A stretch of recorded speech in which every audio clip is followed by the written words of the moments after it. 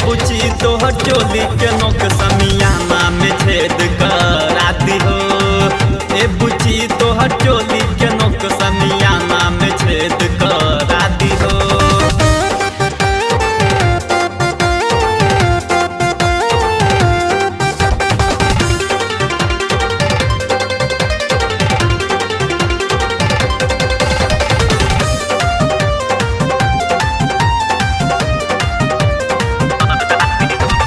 चोली के नोक हमरा आँखी में गरल, अखिया करत दर्द हो।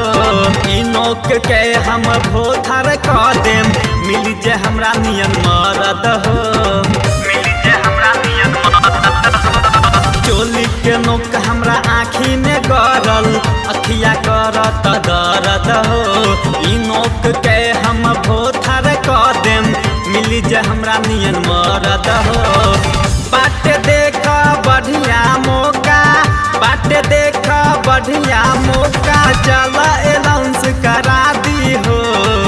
ए बुची तोहर चोली के नोक, ए बुची तोहर चोली के नोक समियाना में छेद करा दी हो। ए बुची तोहर चोली के नोक समियाना में छेद करा दी हो।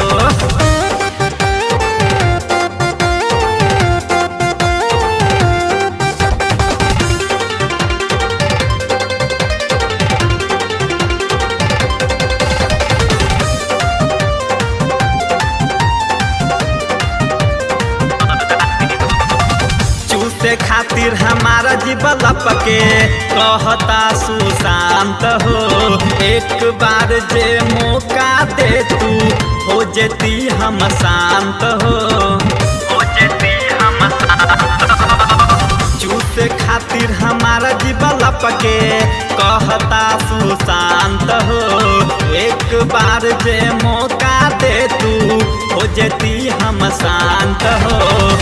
भबुआ के राकेश तिवारी, भबुआ के राकेश तिवारी, सारा रुपया लुटा दी हो। ए बुची तोहर चोली के नोक, ए बुची तोहर चोली के नोक समियाना में छेद करा दी हो।